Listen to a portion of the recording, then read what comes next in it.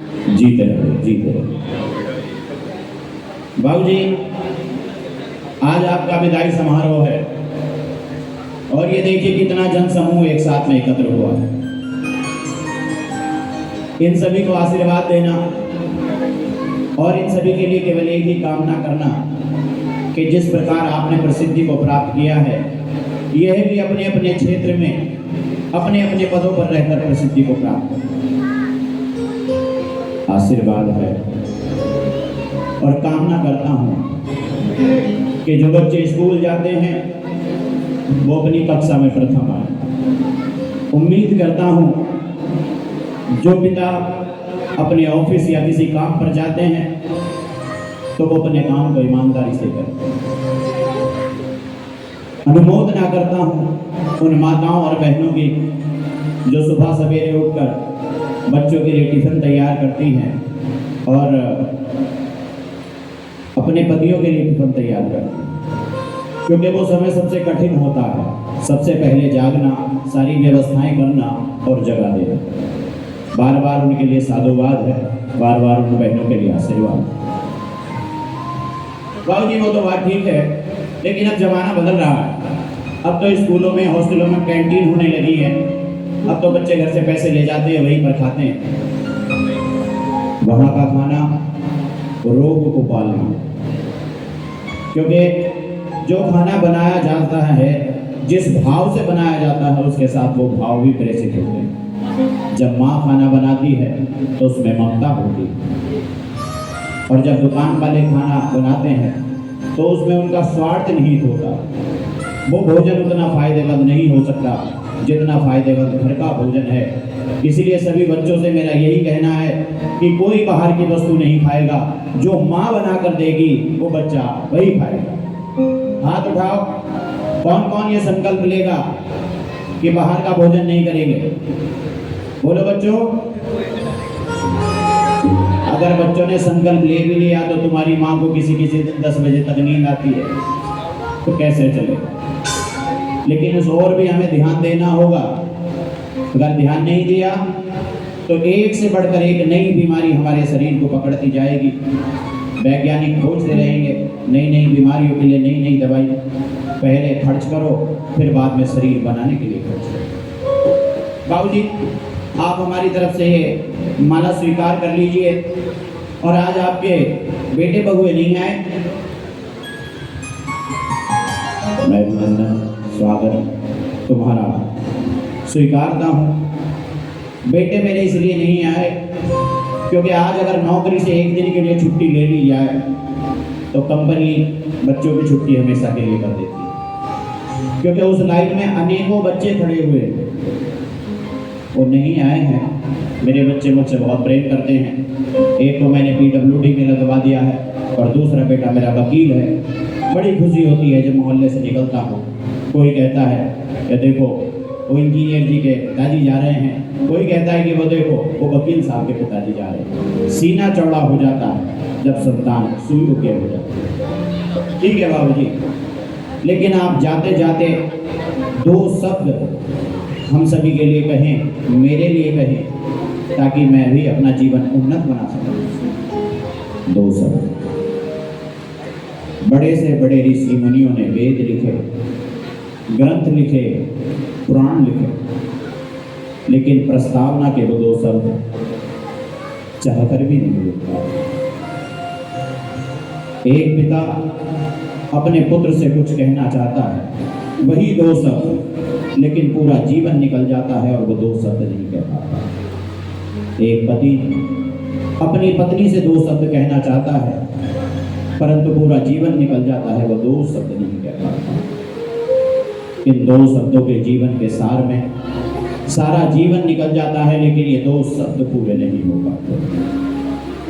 इन 2 शब्दों को समझने के लिए न जाने कितने ग्रंथ पढ़ लिए गए, कितनी पुराणे पढ़ ली गई, परंतु वो 2 शब्द जीवन में पूरे नहीं होते। मेरा तो बस इतना ही कहना है, जहाँ पर भी कार्य करते हो ईमानदारी से करना। अगर ईमानदारी से ऊंचाइयों को छुओगे तो वहाँ पर तुम ठहरे रहोगे, और यदि तुम बेईमानी के रास्ते से ऊंचाई तक गए तो ज़्यादा देर तक नहीं ठहर पाओगे। तुम्हारे कर्म तुम्हें खींच कर गड्ढे में ला देंगे। ठीक है बाबूजी, मैं आपके घर आऊँगा।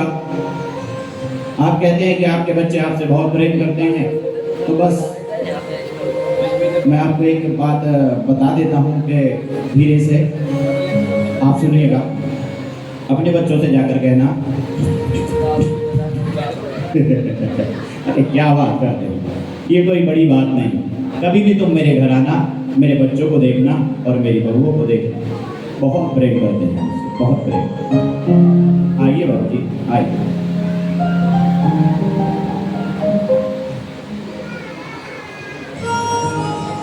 अरे सुनती हो, सुन भी रही हो कि नहीं सुन रही हो? बाद में मुझे मत कहना कि फिल्म आधी निकल गई थी। आपका क्या है, आपने तो पैंट डाली, शर्ट डाली और हो गई तैयार। हम महिलाओं को तो समय लगता है ना, तो पहले से तैयार हुआ करो। हाँ, पहले से क्या तैयार हुई? देखो, साड़ी भी पहननी पड़ती है, बाल भी बनाने पड़ते हैं, कितना समय लगता है। हाँ, पागल है बिल्कुल, समय लगता है, समय लगता है। जब बाजार जा रहे हैं तो इतना मेकअप करने की क्या जरूरत है? हाँ, अगर मैंने मेकअप नहीं किया तो अड़ोसी पड़ोसी देख के कहेगी कि देखो, उसकी पत्नी को तो सजना भी नहीं आता, उसकी पत्नी को तो मेकअप करना भी नहीं आता। हाँ,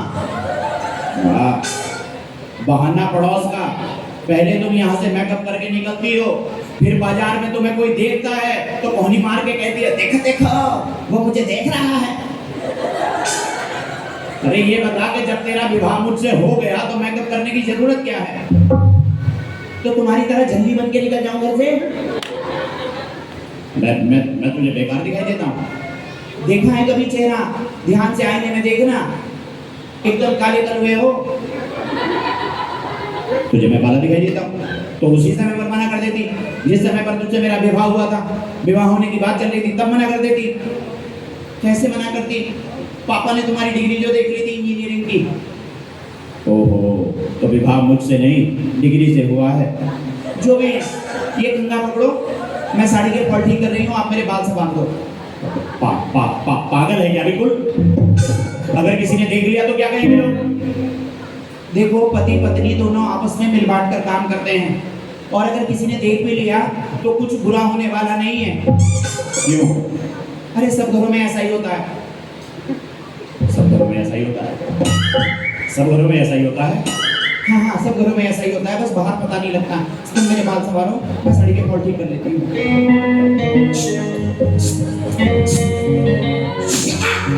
पागल हो गया बिल्कुल, बिल्कुल पागल हो। बाल बनाने भी नहीं आते बिल्कुल ही। कम से कम बाल संवारने तो सीख लेते हो। किससे जाकर सीखूं? चले जाओ चुनमुन के पास, उसे बाल संवारने आते हैं। हाँ, आज ही मेरी बात प्राची दीदी से हुई है। ठीक है, कल उनके विषय पर हमने वार्ता की थी, आज सुबह ही उन्होंने पूरी फौज बुला ली। क्या हुआ? बार पकड़ लिया वैभव जी ने और 4 बार पूछा, ये बताओ ये शब्द बोले किसने? अजी छोड़ो तुम उनकी बातें, दूसरे की घर की दूसरे में रहने दो, अपने घर की अपने में रहने दो। हाँ, तो ऐसा करो, बाल मैं बना लेती हूँ, तुम साड़ी के फॉल ठीक कर दो। पागल है क्या बिल्कुल? मैं साड़ी के फॉल ठीक करूंगा? और कौन करेगा? अरे मुझे नहीं आता है काम। जल्दी से साड़ी के फॉल ठीक कर दो, नहीं तो बता देती हूँ कि अभी तो तुमने फिल्म का टिकट खरीदा है, कल फिर से खरीदना पड़ेगा और छुट्टी भी करनी पड़ेगी। बता दिया है, कोई देख ना ले, कोई देख ना ले। अरे कौन देखेगा? देखेगा तो कोई नहीं, लेकिन परमात्मा तो देख रहा है। परमात्मा सब जगह देखता है, जो अच्छे कर्म होते हैं उन्हें भी देखता है, जो खराब करते हैं उन्हें भी अच्छा देखता है। तुम पत्नी की सहायता कर रहे हो, भगवान देखेगा। अरे तो मेरे सर पे हाथ मत फेर। क्यों जी? अरे मैंने प्रवचनों में सुना था, जब माँ सर पे हाथ फेरती है तो बाल लंबे होते हैं, और जब पत्नी सर पे हाथ फेरती है तो सर लंबे। पागल हो बिल्कुल, ऐसा कैसे पता लगा? देखो इधर देखो, ये मेरे पीछे अंकित जी बैठे हैं, अरे वो मेरे पीछे। अच्छा, इनकी पत्नी के सर पे हाथ फेरती है। इसलिए तू आज के बाद अगर तूने मेरे सर पे हाथ फेरा तो बता देता हूं तेरा हाथ काट दूंगा।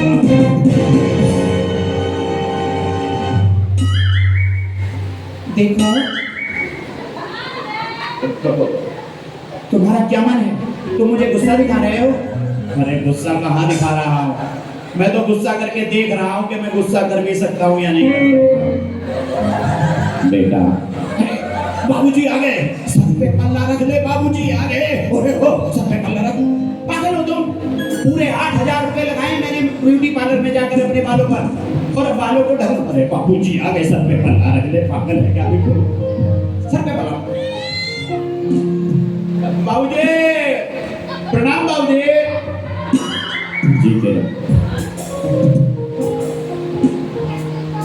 प्रणाम ससुर जी। बहू पहले तो तुम मेरे पांव पूर्ण रूप से झुककर छुआ करती थी, अब ऐसा क्या हो गया कि घुटनों तक भी तेरे हाथ जाते हैं? बाबूजी काम करते करते मेरी कमर में दर्द रहने लगा, अब ठीक से मुड़ा नहीं जा रहा। ये जो बहुत गंदी आदत आजकल महिलाओं ने लगा ली है कि सुबह के नाम पर उठने पर वो दोपहर को सो जाती हैं, और कुछ महिलाएं ऐसी हैं जो सुबह को भी नहीं उठती हैं समय। कई बार परेशानी ये बन जाती है कि हम इस घर की नौकरानी थोड़ी बहू है। यदि सुबह सवेरे ब्रह्म मुहूर्त में उठकर सारे कार्य समय से करोगे तो मैं सच कहता हूँ किसी को दर्द नहीं होगा। तेरी सासू को आज तक दर्द नहीं हुआ, और आपको? मेरी मत पूछ। आपके गले में माला कैसी है? बाबूजी आपके गले में माला कैसी है? वो जिस समय कोई व्यक्ति अच्छे कार्य करता है या कोई जीत कर आता है तो उसके गले में हार पहनाया जाता है, ताकि उसे याद रहे कि तुम जीत कर तो आए हो, जिसने तुम्हें जिताया है, जिन्होंने तुम्हारा सम्मान किया है, जिन्होंने तुम्हें मान दिया है, वो एक अच्छे काम के लिए दिया है। यदि तुम अपने कार्य या अपना चरित्र बिगाड़ोगे तो ये हार को याद रखना। ठीक है, हार है। अजी सुनो तो, इनके गले में माला कैसी? आज तक तो इन्होंने कभी पहनी नहीं, आज ऐसा क्या हुआ? ना रामलीला के दिन है ना 10 लक्षण के दिन है, तो किसी नाटक में भी काम नहीं करना है। आखिर परेशानी क्या है पूछो तो।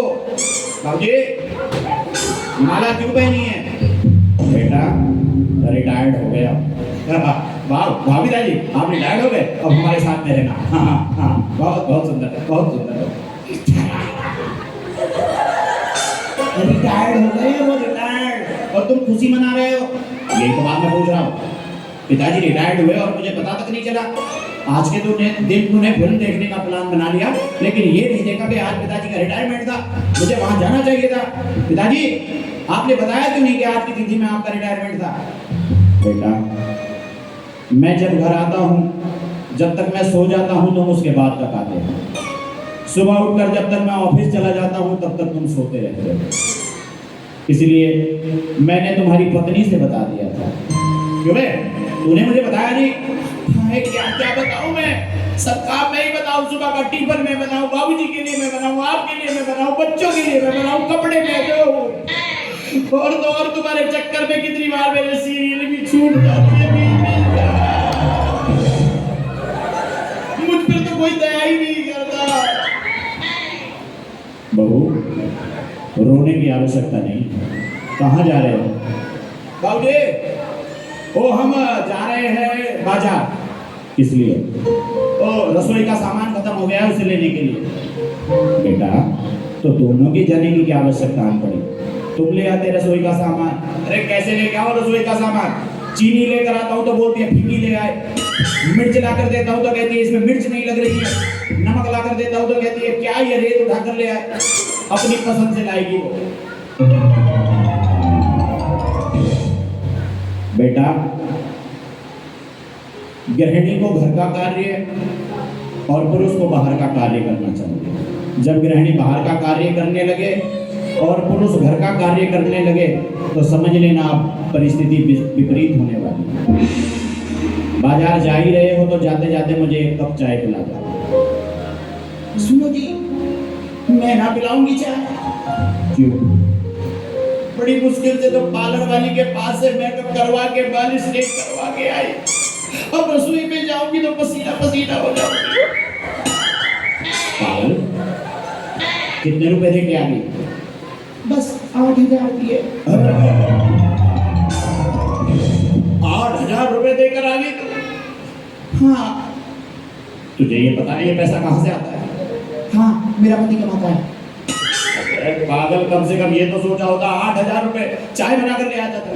चाय नहीं बनाऊंगी, मेकअप साफ हो जाएगा मेरा। तेरा अगर मेकअप साफ हो गया तो मुझे पता है तेरा रंग भी ऐसा ही निकलेगा जैसा मेरा है।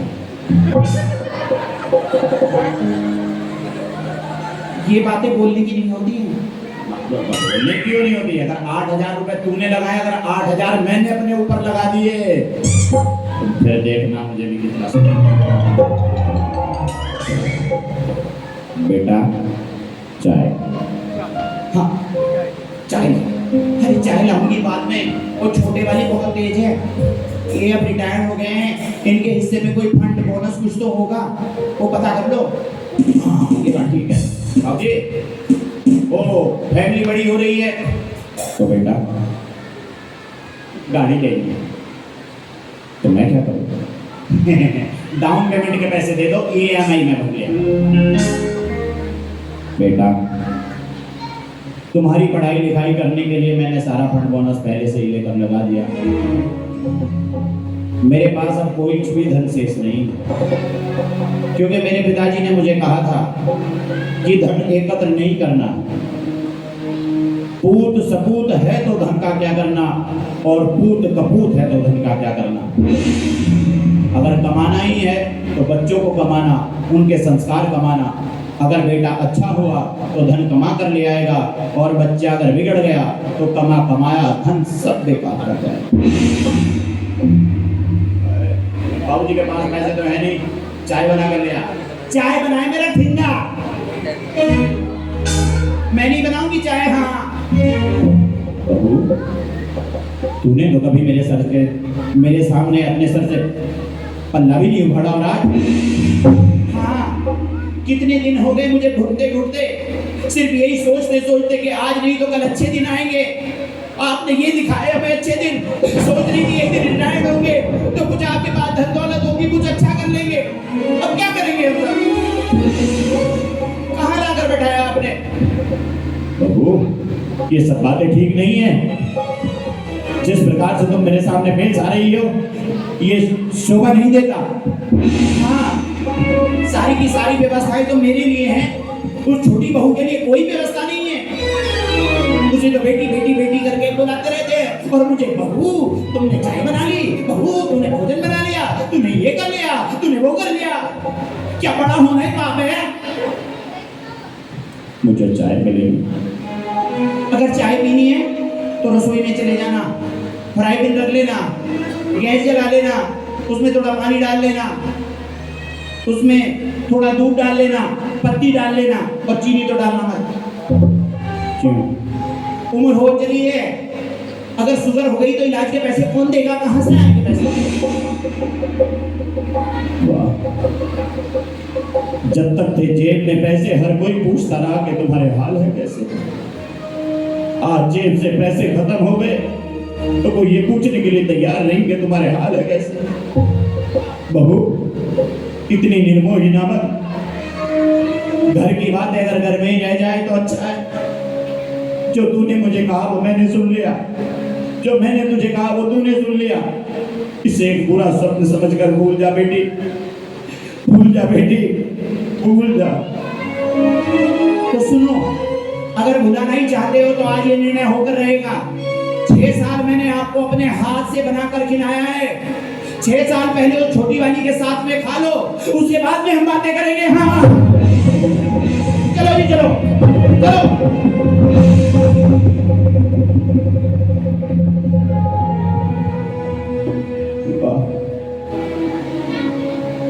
वाह, भगवान, क्या इस संसार में सब कुछ पैसा है? पैसे के अलावा और कुछ नहीं है? हर महीने सैलरी आती रही तो बहू बार बार पूछती रहती थी कि बाबूजी आपके लिए चाय ले आओ, बाबूजी आपके लिए खीर बना दो, बाबूजी आपके लिए पूरी बना दो। और आज कहती है कि मैं चाय में चीनी भी ना डालूं, कहीं मुझे शुगर हो गई तो इनके पास मेरी दवाई के पैसे नहीं है। और वो मेरा बेटा जिसे पढ़ा लिखा कर मैंने बड़ा इंसान बनाया, और आज उसके सामने मुंह दर्शक बना हुआ है। कोई बात नहीं, मेरा छोटा बेटा मुझे बहुत प्रेम करता। मैंने उसे अपने कांधों पर बैठाकर मेला दिखाया। बचपन में एक समय जब उसने साइकिल मांगी, मेरा हाथ तंगी में चल रहा था। मैंने रात दिन ओवर टाइम करके उसके लिए साइकिल के पैसे बनाए। तब से वो मुझसे बहुत प्रसन्न था और उसने यही कहा था कि संसार में मेरे पापा के जैसा और कोई पापा नहीं है। अगर मेरा बेटा है तो वो मेरा छोटा बेटा है, मेरा छोटा बेटा है। अरे वकील, ओ बेटे वकील, माधव, प्रणाम बाबूजी। जीते प्रणाम ससुर जी। बहुत अच्छी बहू है। जो बहुएं पूर्ण रूप से झुककर आशीर्वाद लेती हैं उन्हें पूरा आशीर्वाद मिलता है। और वो बड़ी वाली, अब तो उसकी कमर में दर्द रहने लगा। बताए देता हूं, अगर एक बड़े पात्र के अंदर जल भरा रखा हो और कोई छोटा पात्र उसमें जब तक वो पूरा नहीं डूबेगा, जब तक वो पूरा जल भर कर नहीं ला सकता। इसी प्रकार जो भी छोटे हैं, अगर अपने बुजुर्गों के सामने पूर्ण रूप से नहीं झुकते हैं तो उनका पूर्ण आशीर्वाद उन्हें कभी मिल नहीं सकता।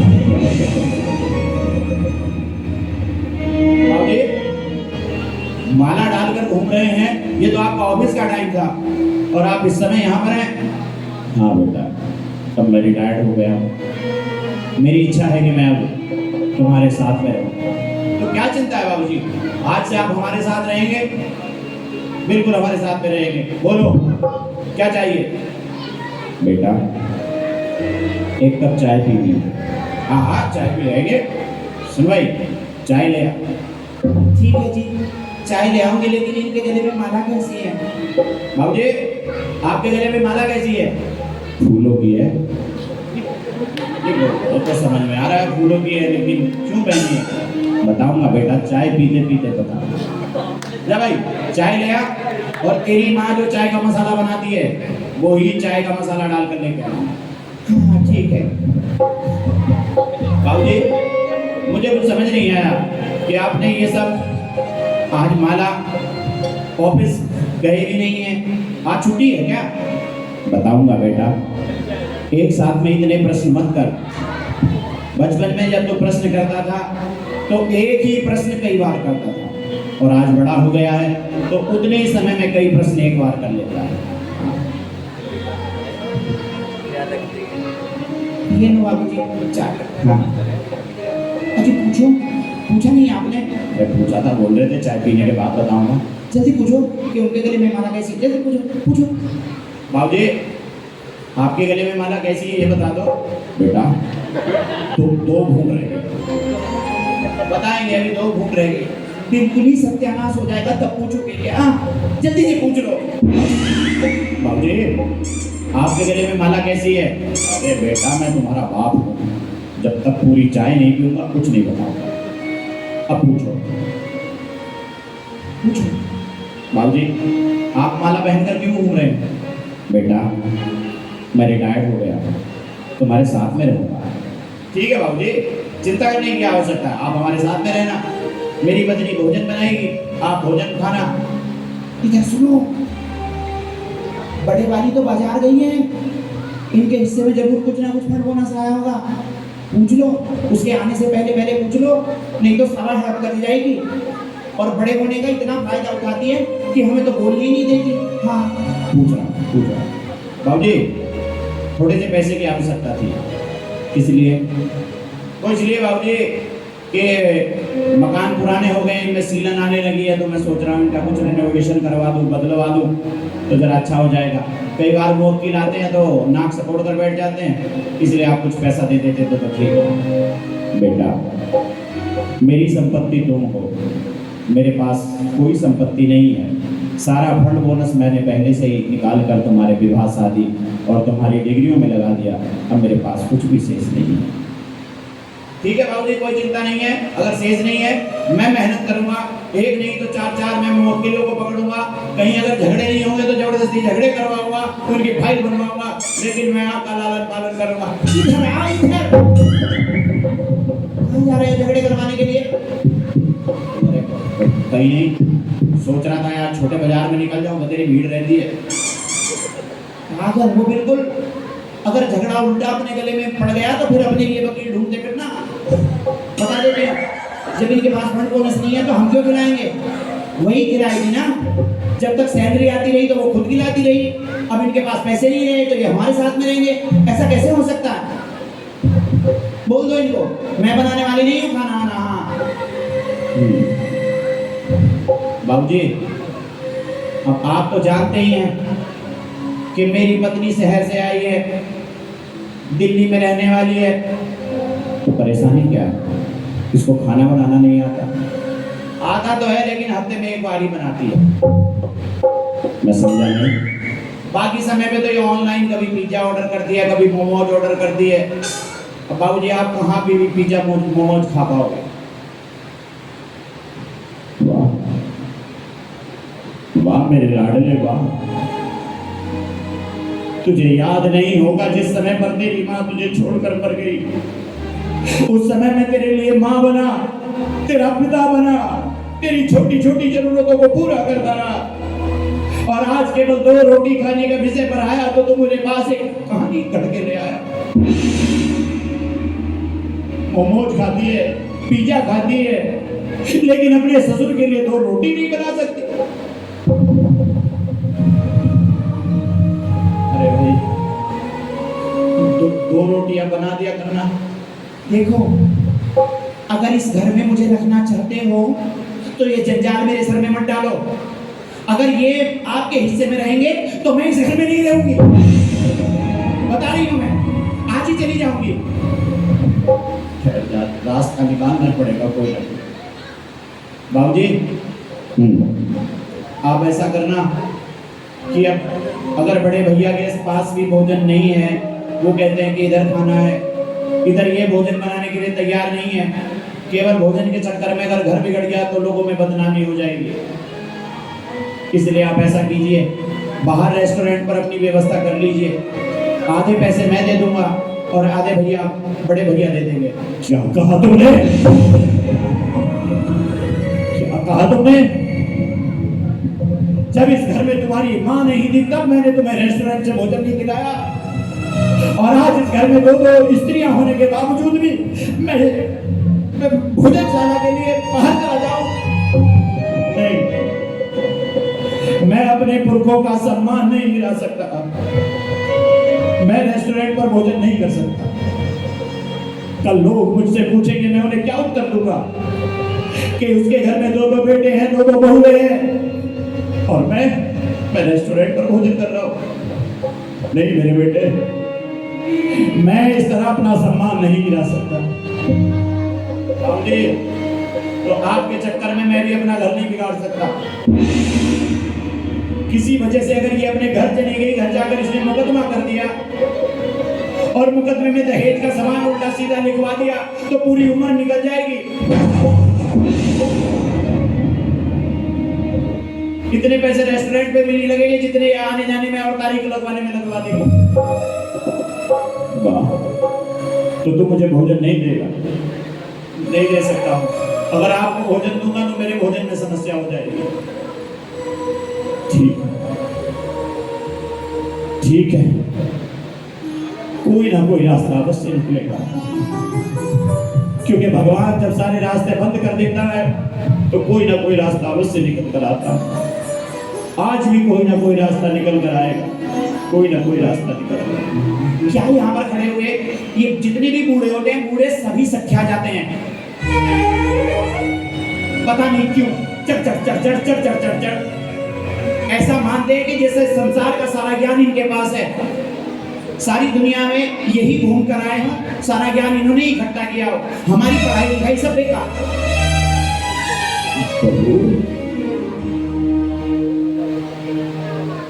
कम से कम ये सारी बातें मेरे सामने न बोलकर मेरे पीछे बोल देती।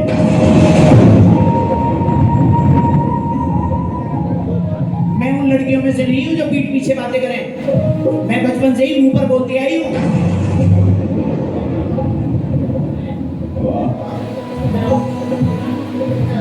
गलती हो गई मुझसे, गलती हो गई भगवान, मुझसे गलती हो गई कि इस लड़की की सुंदरता पर मैं इतना मोहित हो गया कि मैंने ये सोचा कि पूरे मोहल्ले में इससे सुंदर बहू और किसी घर में नहीं होगी। लेकिन मुझे क्या पता था कि शरीर की सुंदरता के सामने जिस लड़की का चरित्र सुंदर हो वो लड़की बड़ी होती है। तुम मुझे भोजन नहीं दे सकते तो जाओ, मैं भी कोई ना कोई रास्ता निकाल।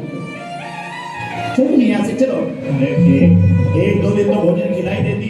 चलो यहाँ से।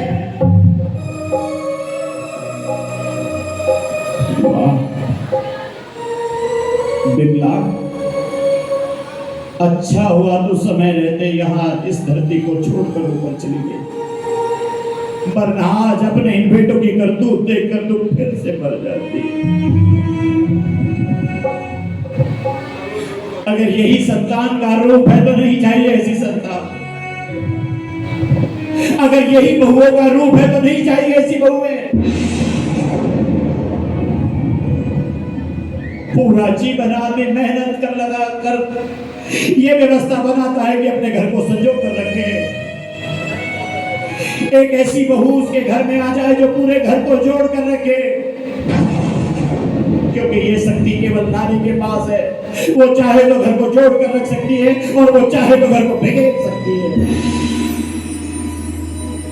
मुझे क्या पता था, अपने हाथों से ही अपनी विपत्ति को, अपनी परेशानी को पसंद करके लेके आया। रात के 12 बज चुके हैं, अभी तक किसी ने ये नहीं पूछा कि बाबूजी आपने कुछ खाया है कि नहीं खाया है, बाबूजी आपने कुछ पिया है कि नहीं पिया है। ये बड़े बहू और बेटे हैं जो रात दिन आगे पीछे लगे रहते थे, आज इनको पता लगा कि मेरे पास पैसे नहीं है, तो कोई भी पूछते नहीं। पहला घंटा तब बजा जब मेरा बचपन था, दूसरा घंटा तब बजा जब मेरी जवानी थी, तीसरा घंटा मेरे मस्तक पर आकर लगा और कहता है कि बाबू दीनदयाल तुम बूढ़े हो गए हो, इस घर को तुम्हारी आवश्यकता नहीं है। रात्रि के 3 बज चुके हैं, मुझे नींद नहीं आ रही है,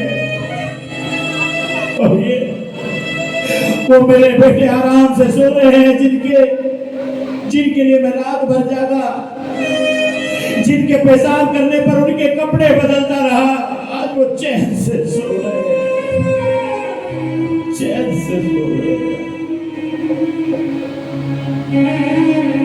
हाँ, इन्होंने क्या सोचा कि इसी प्रकार ये मुझे परेशान करके वृद्धाश्रम भेज देंगे।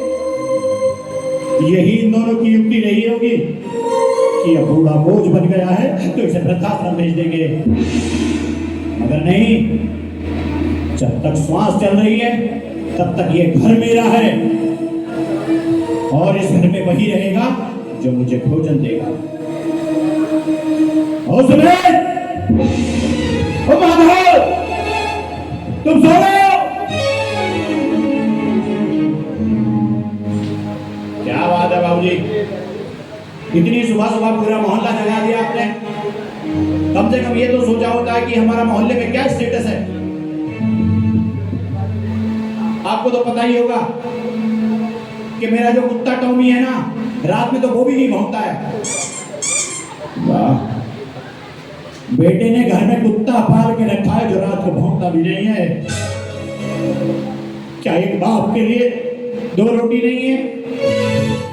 अब बाबूजी दिन में कहा तो था कि 6 साल हमने खिला दिया, अब 6 साल वकील के साथ में खा लो। मैंने तुमसे सवाल किया, केवल तुम्हें उत्तर अपने विषय पर देना है कि तुम मुझे भोजन दोगे या नहीं दोगे। बाबूजी तैयार तो है, पर 6 साल हम उसके साथ में खा लो। काय करो दिखा रहे हो? वकील हूं मैं, वकील। इतनी धाराएं लगाऊंगा, इतनी धाराएं लगाऊंगा कि धारा से कभी बाहर नहीं आ पाओगे। और क्या बाबूजी मेरी तरफ रहे? जब तक बाबूजी की सैलरी आती रही, जब तक तो तुम दोनों गिराते रहे। अब बाबूजी के पास पैसे नहीं बचे तो हमारे साथ में रहेंगे। क्यों रहेंगे भाई? और वैसे भी फैसला ऐसे नहीं होता। कैसे होता है? फैसला तो ऐसे ही होता है, किसी के हिस्से में मकान आया, किसी के हिस्से में दुकान आई। मैं घर में सबसे छोटा था, इसलिए मेरे हिस्से में माँ आई, और माँ तो पहले से मर गई, तो मेरा हिस्सा तो खत्म। ये हिस्सा तुम्हारा है, तुम अपने हिस्से में रखो। देखो देवर जी, आज तक मैंने आपसे कुछ भी नहीं कहा, लेकिन आज कह देती हूँ, बाबूजी रहेंगे तो तुम्हारे साथ में रहेंगे। हाँ। वो जो तुम्हारी घरवाली है ना, ये टीवी के सीरियल देख देख कर, मोमोज खा खा कर, पिज्जा खा खा कर जो मोटी हो रही है ना, हाथ पांव चलाएगी तो कुछ हल्की हो जाएगी।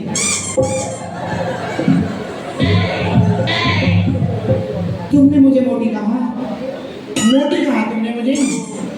कम से कम इतना तो सोचा होता कि आप मेरी जेठानी है, मैं आपको बड़ी मानती हूँ, आपको कुछ कहती नहीं, तो आपने बिल्कुल भी मान सम्मान रखा ही। आज तक मैं आपके सामने कभी बोली? तू कैसे बोलेगी? बोलते तो वही हैं जो करते हैं, जो कुछ करते नहीं वो बोलेंगे कैसे? 6 साल भोजन आपने खिलाया, हमने कुछ कहा? सैलरी लेते रहे, हम चुपचाप रहे ना। आज उनके पास पैसे खत्म हो गए तो उन्हें भोजन हम गिराएंगे, तुम गिराएंगे, आप गिराओगे, तू गिराएगी, आप गिराओगे, तू गिराएगी, आप गिराओगे, तू गिराएगी, तू गिराएगी,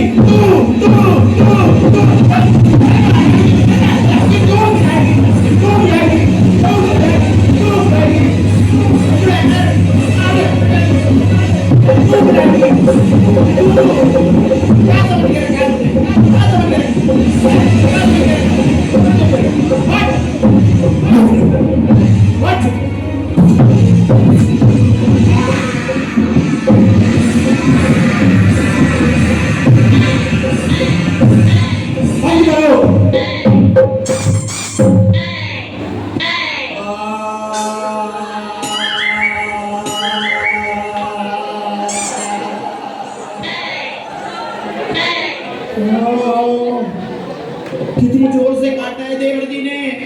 देवर जी तुम इंसान हो, देवर जी तुम इंसान हो या कुत्ते हो? मेरे पति को तूने कुत्ता कहा, मेरे पति को तूने कुत्ता कहा, छूगा तूने कुत्ता, रहे कुत्ता, काट के तेरे पति ने, काट के तेरे पति ने, मैं कुत्ता मेरा पति होगा, ये चेक किया है, चेक किया है। हाँ, इसके बाद मेरे पति को कुत्ता नहीं जरूरत नहीं है। अरे ये महाभारत मत करो। हाय, मेरे पति के हाथ में कितने दांत लग रहे हैं, हाथ को दुख लग रहा है।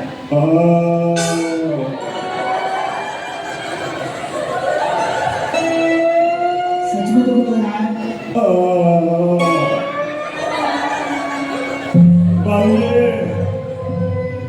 बाबूजी, इसने मेरे हाथ में काट लिया। बेटे, ये बचपन से ही काटता है। मोहल्ले में भी खेलने के लिए जाता था, किसी का खिलौना लेने जाए तो उसको काट कर भाग गया। बाबूजी मैं क्या करूं, बहुत जलन हो रही है। तुम दोनों की रसोई अलग अलग है। हाँ, तो इसकी रसोई से नमक लेके लगा ले, जैसे कुत्ते के समय पे लगा लेते। ये बताओ, मुझे भोजन कौन देगा? अरे बाबूजी, अब तो उसने मेरे काट लिया, अब तो उसके हिसाब से काटोगा। मुझे भोजन कौन देगा? बाबूजी देखो, आपने अपने बेटे को वकील बनाया, ये फाइल इधर से उधर करते हैं, मुश्किल से 150 रुपए कमाते हैं, इससे ज्यादा तो इनकी सैलरी भी नहीं है। और वो तो PWD में लगे हुए हैं, अच्छी सैलरी आती है उनके पास। अगर उनके पास खाओगे तो कोई समस्या भी नहीं होगी। बेटा, तू मुझे भोजन नहीं देगा? बाबूजी मैं कैसे भोजन दूंगा? अभी तो मैं संविदा पर लगा हुआ हूँ। तो संविदा पर भोजन नहीं दे सकते? संविदा में बाबूजी दुविधा रहती है, पता नहीं आगे चलेगा मामला या नहीं चलेगा। पक्के में होता तो मैं तुम्हें अवश्य ही भोजन खिलाता बाबूजी। 6 साल उनके साथ में खा लीजिए, मेरा अवश्य खिलाएंगे। अजी बहुत दर्द हो रहा है क्या? हाँ तो ठीक है, सुबह तक का इंतजार कर लो। क्यों? जब औषधालय खुलेगा तभी तो दवाई मिलेगी। वाह, अपने मेकअप पे तू 8,000 खर्च कर सकती है, मेरे लिए 80 रुपए की दवाई भी नहीं ला सकती। मुझे भोजन कौन देगा? कोई देगा, वकील देगा। जरूरत नहीं है। भोजन दोगे तो आप ही दोगे भैया। मैं नहीं दूंगा। भोजन देगा तो तू देगा। या भोजन मैं नहीं दूंगा, भोजन दोगे तो आप दोगे। भोजन देगा तो तू देगा। या मैं भोजन नहीं दूंगा, भोजन दोगे। मेरे पति को मार दिया, मेरे पति को मार दिया रे।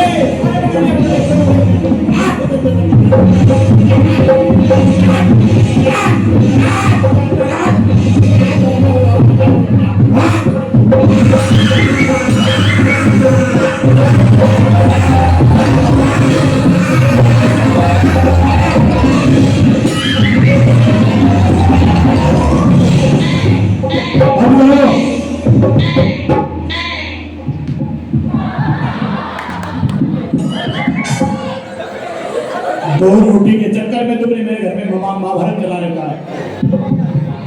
नहीं दोगे भोजन? मुझे गुस्सा मत दिलाओ। क्यों? मेरा काटने का मन कर रहा है। तो मुझे भी काटेगा। वो भाई तो लेकर चला गया, तो फिर किसको काटूं?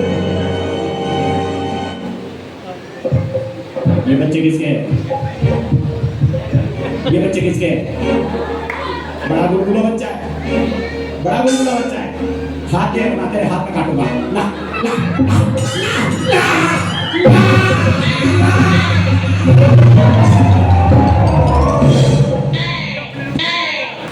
तुमसे कितनी बार कहा है कि काटने की आदत पर कंट्रोल करो।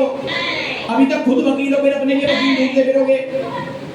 मुझे भोजन कौन देगा? वही देगा भाई, वही देगा। मैं नहीं दूंगा। भोजन तो तू ही देगा। निर्णय हो चुका है कि भोजन न तुम दोगे और न तुम दोगे। हाँ, हम तो देने वाले हैं नहीं। भोजन लेना है तो उन्हीं से लो। तो ठीक है, जब तुम मुझे भोजन नहीं दे सकते तो तुम मेरे घर में भी नहीं रह सकते। निकलो यहाँ से। नहीं निकलो। बाबूजी, आप निकाल रहे हैं ना घर से? हाँ, तो ठीक है, निकाल दो। ससुर साहब के पास में जाकर रह लूंगा। वाह बेटे, आज तक पिताजी साहब नहीं हुए और ससुर जी साहब हो गए। ससुर के घर में ही पैदा हो गया होगा। बाबूजी, मैं कहाँ जाऊंगा? अरे कहीं भी जाओ। जब तुम मुझे भोजन नहीं दोगे तो तुम इस घर में रह नहीं सकते। इस घर में वही रहेगा जो मुझे भोजन देगा। बस उठाओ अपना सामान और निकलो यहाँ से। इन्होंने यही सोचा होगा कि जैसे और बूढ़े अपने बेटों के प्यार में आकर खुद और